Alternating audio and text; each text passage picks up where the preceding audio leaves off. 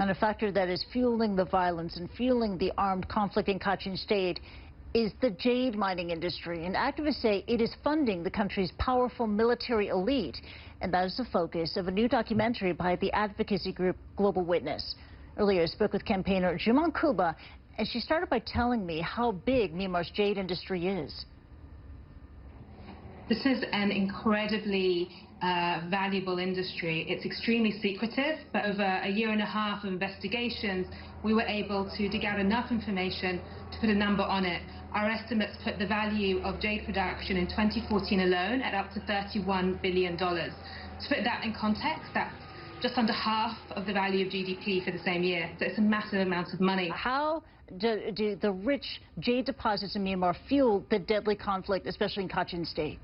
Our investigations show that you have powerful army generals, figures of the past like the former dictator Than Shwe, former northern commander On Myint, whose families control major jade reserves. We also have military companies that make a lot of money from this industry. At the same time, both sides of the ethnic conflict want strategic control of this valuable resource. And lastly, you have people in the area who feel immense anger over what's happening to the riches from Kachin State. And all of those factors help to incentivize and fuel a conflict that has so far driven around 100,000 people from their homes. There's another factor, the environmental impact of the jade mining in Myanmar. In your documentary short film, we see sweeping drone footage of what looks like this pockmarked, absolutely devastated landscape.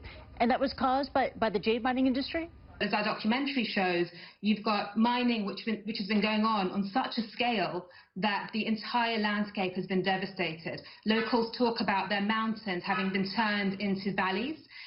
You see landslides which have killed hundreds of people over the last few years.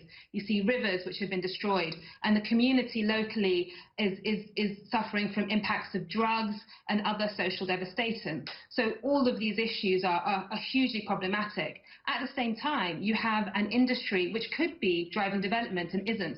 A single stone of the most valuable jade that was sold in 2014 could have funded 147 health clinics in Kachin State for 1 year.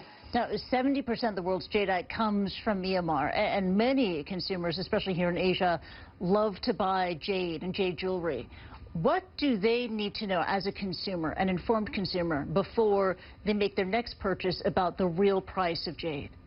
At this point, it's impossible to know that the jade that you buy in the market hasn't in some way helped to support the most notorious figures in the countries and potentially help to fuel conflict. So what consumers need to be doing now is calling on their government, their companies, anybody who has interaction with the Myanmar government to really reform the industry.